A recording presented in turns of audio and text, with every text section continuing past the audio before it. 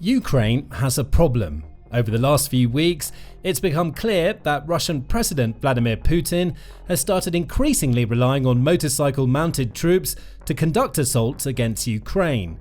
Those troops are fast, they're mobile, and most worryingly for Ukraine, they're lightweight. Russians on motorcycles aren't triggering the carefully laid anti-tank mines Ukraine has laid to slow down Russia's attacks. So, what has Ukraine done? What it's done for over 3 years of fighting against Russia: innovate. Ukraine sappers are now using an insane new mine hack to wipe out Russian troops, forcing Putin to go back to the drawing board for his ground offensive. Ukraine's innovation all starts with a challenge that most of its military leaders never thought they would have to confront. In April, reports started to emerge that Russia was training its troops to ride motorcycles so they could attack Ukraine. At first, this was great news for Ukraine. Motorcycles aren't armoured vehicles. Sure, they're fast and mobile, but they offer practically no protection to the soldiers riding them. Russia's use of motorcycles must have been a showcase of Putin's desperation, given that he's already lost over 10,700 tanks and almost 22,500 armoured fighting vehicles in his Ukraine invasion. If Russia was resorting to motorcycles, that must have meant it was on its last legs when it came to mechanized assaults. Perhaps not quite. While it's true that Russia is burning through its stockpiles of armored vehicles, Putin's increasing use of motorcycles has several other purposes. Russia wants to use these vehicles as part of a renewed summer offensive against Ukraine. That's according to an April 27 report published by the Kyiv Independent, which cites the Institute for the Study of War, or ISW, as the source of its information. According to the ISW, the Russian Defense Ministry is proud of its new motorcycle tactics. So proud that it even published footage on April 26 of its troops training on the two-wheeled vehicles, in what the ISW says indicates Putin's plans to create a tactical doctrine for systematic offensive motorcycle usage. That footage showcased only a handful of Russian troops training on motorcycles. The reality is that there will be likely hundreds who get sent to fight against Ukraine in the summer. That's according to Pavlo Shamshin, who's the spokesperson for the Ukrainian Operational Tactical Group Kharkiv. Reporting on Russia's plans, Shamshin says, "Our intelligence records the fact that in training centers on the territory of the Russian Federation and in the units themselves, active training of motorcycle drivers is taking place. And all this indicates that the assault operations of spring-summer 2025 will be carried out on motorcycles." The question now is obvious. Why? Motorcycles come with plenty of disadvantages that seem to make them a bad choice for the Ukraine war's front lines. The previously mentioned lack of armour is one. If a motorcycle is struck by practically anything, ranging from a bullet up to artillery fire, it's not going to offer much protection to its riders. The vehicles are weak, the riders are exposed, and compared to armoured vehicles and tanks, motorcycles offer practically no protection to the waves of people Putin is sending to assault Ukraine's defences. On the surface, Putin's new strategy looks like just another way for him to sacrifice more of his own soldiers against Ukraine. But there's actually some method behind Putin's madness. For one thing, the use of motorcycles by Russia is nothing new, even if its more intensive training campaigns are recent. As CNN pointed out in an April 27 report, Russians have been using these types of vehicles for at least a year because they provide enough speed and mobility to allow troops to evade the first-person view, or FPV drones, Ukraine has been deploying to take out Russia's tanks and armoured vehicles. It isn't a perfect solution for Putin. A motorcycle that gets struck by a drone is going to be destroyed even faster than a more armoured vehicle. Motorcycles are also loud. So loud that their engines can mask the sound of an incoming drone, making their riders even more vulnerable. But the trick lies in the catching. Motorcycles are also cheaper than tanks and armoured vehicles, making them viable options for a Russian leader who's already demonstrated that he's willing to throw his troops away to get what he wants. Almost 960,000 dead, injured or captured Russian soldiers don't lie. Putin doesn't care about his troops. If using motorcycles allows even a handful of them to evade drones so they get closer to Ukraine's defences, that's perfectly fine with Putin. So, avoiding drones is the main reason behind Putin's use of motorcycles. But there's another reason, one that Putin may not have been aware of when he approved plans for motorcycle training. Russia's bikes are ideal for avoiding the carefully laid mines Ukraine has planted to defend its positions against incoming tanks and armoured vehicles. That's according to Euromaidan Press, which reported on May 5 that Ukraine has been dealing with a problem it never anticipated facing. That problem revealed itself during a recent Russian assault near Druzhba. In early May, Russia accumulated several tanks and armoured vehicles in that region. Putin's goal was simple: use his heavy armour to make progress across several fields before Russia deployed its infantry to attack a Ukrainian position. The assault was slow, says Euromaidan Press. That's because Russia had transformed many of its tanks into so-called turtle tanks by equipping them with wood, rubber and even metal chains to protect them against Ukraine's kamikaze FPV drones. Those measures work, however, they add weight and can sometimes reduce visibility, necessitating slower progress. That crawling pace enabled Ukraine to spend time using its drones to pinpoint the weaknesses of these hastily modified tanks. Once found, those weaknesses led to the same result seen so many times during the Ukraine war. Russia's heavy armoured vehicles went up in flames. But this time, Russia followed up the armoured assault with motorcycles. Those bikes were more successful than the slow-moving armoured units. A few even managed to break through, reaching the settlement of Dylivka, far deeper into Ukrainian territory than the tanks had managed. The motorcyclists still failed. Ukraine's FPV drones eventually managed to pick them off, taking out several while they were en route before killing the rest of Russia's troops when they inevitably had to slow down so they could dismount. Still, it was clear there was a problem. What that problem was became clear when there was a lull in the fighting that allowed Ukraine to spend more time mopping up the few Russian survivors while it examined its defences. A key vulnerability emerged as Ukraine soldiers asked themselves how Russia's motorcycle troops had managed to penetrate so deeply into its position. They settled on the culprit: Ukraine's anti-tank mines. Designed to trigger when a heavy vehicle, such as a tank or armoured car, rolls over them, these mines had proven themselves completely ineffective against Russia's motorcycles. The riders simply drove over them. The mines didn't trigger, allowing Russia's lightly armoured troops to achieve far more success than the slow-moving armoured units from the first assault. Ukraine needed a solution. That's when its sappers came into play. First, these clever engineers reinforced the anti-tank mines they'd already laid with anti-personnel mines. The use of these mines is contentious. The Ottawa Convention exists to ban their use around the world due to the danger they pose both to soldiers and everyday civilians who accidentally step on the mines when a conflict is over. However, Ukraine is in a needs-must situation.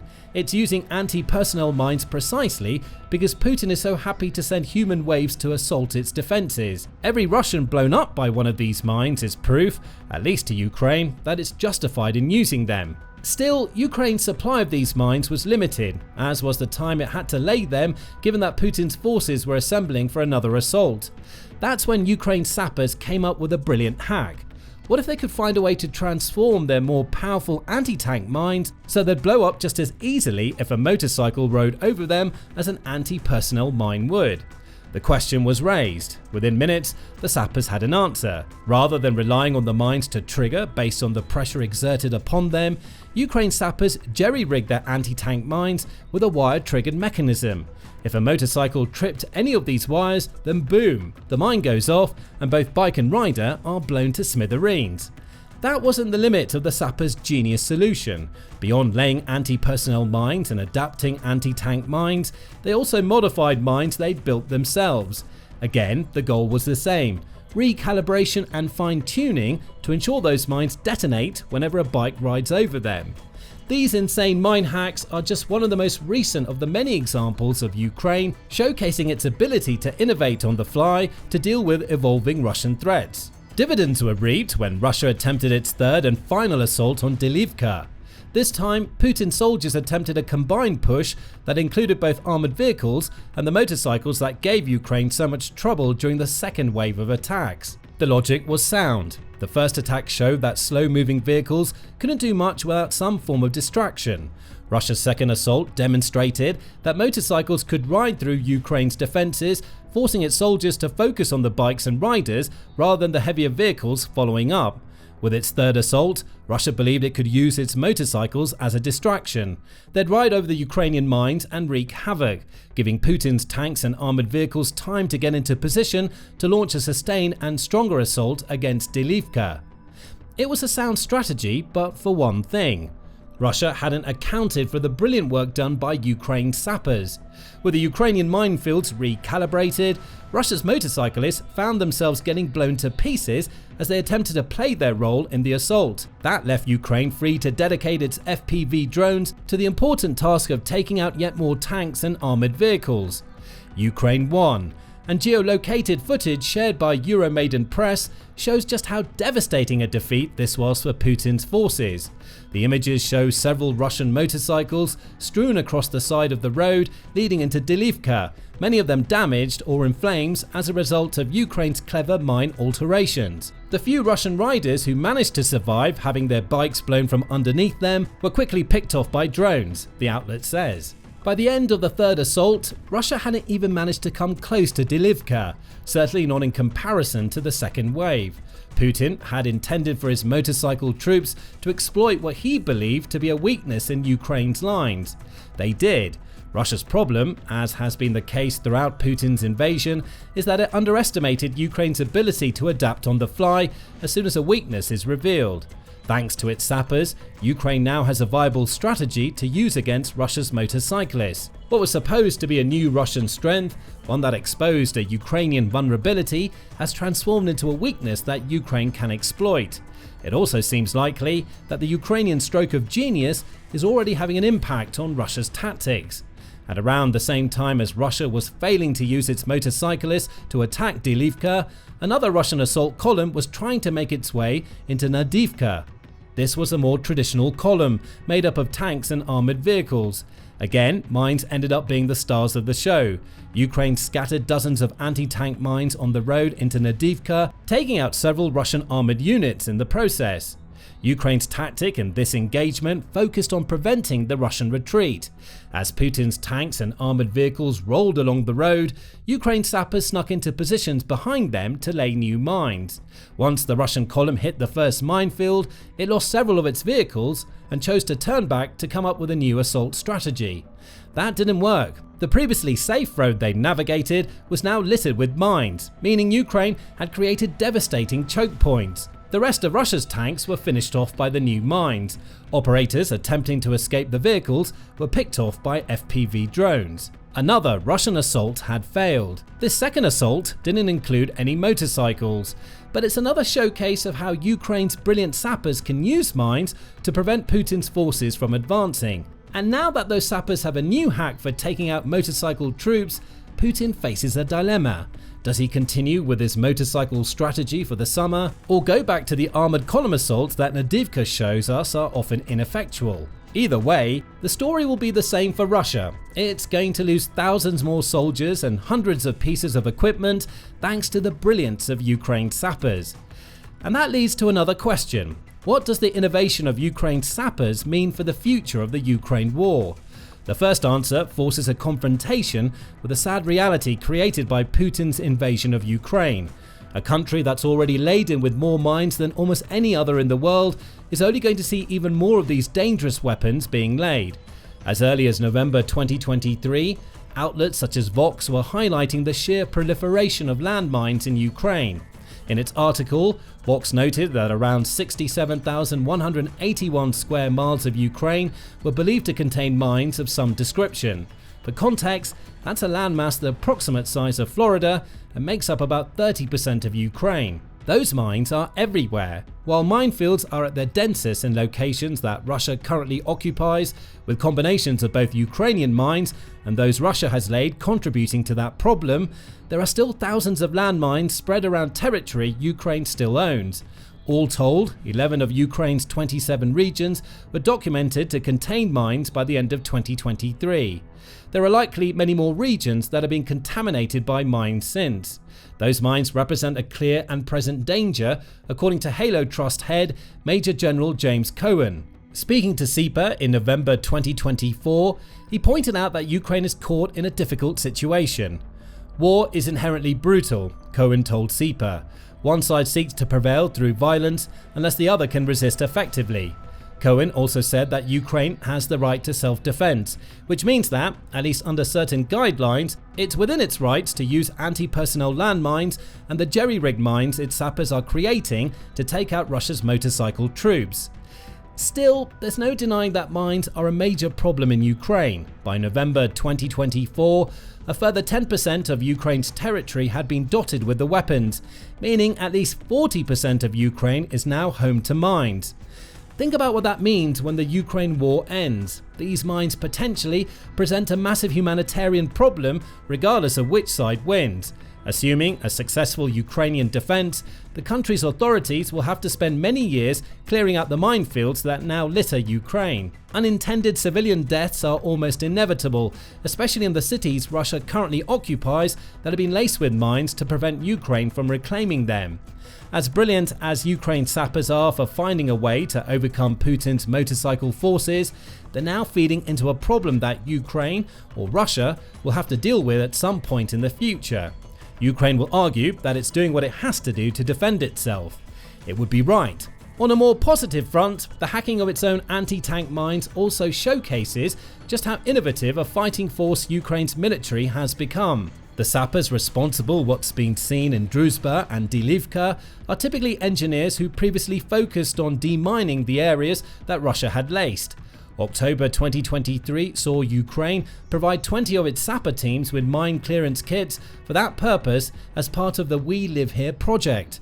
That move followed a similar effort by the Come Back Alive Foundation, which provided 51 sapper teams with similar kits. The point here is that Ukraine is well aware of the landmine problem it has and is actively doing everything it can to get rid of the mines that represent the biggest threats to its civilians. Still, it's also shown it can repurpose its sappers. These landmine experts have shown themselves to be as effective as an offensive force as they are a mine clearance force in Dylivka. Ukraine will likely use them in this dual role for as long as needed to prevent Putin's aggression.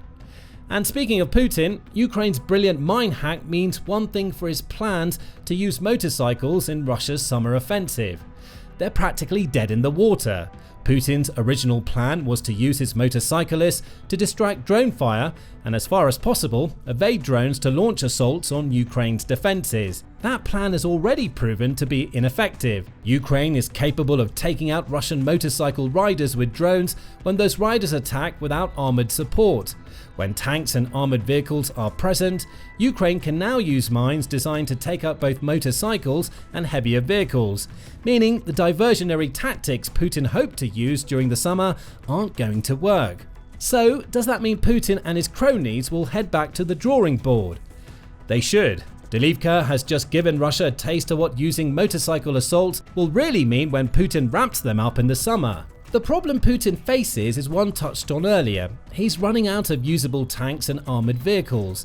Tens of thousands of both are already destroyed, leaving Russia to increasingly rely on older Soviet-era equipment that's been mothballed for decades. Motorcycle assaults are perhaps as much of a necessity due to low equipment stockpiles as they are a tactical maneuver to avoid Ukraine's drones and mines. Putin will have to follow through on his initial plans for the summer. He doesn't really have any choice.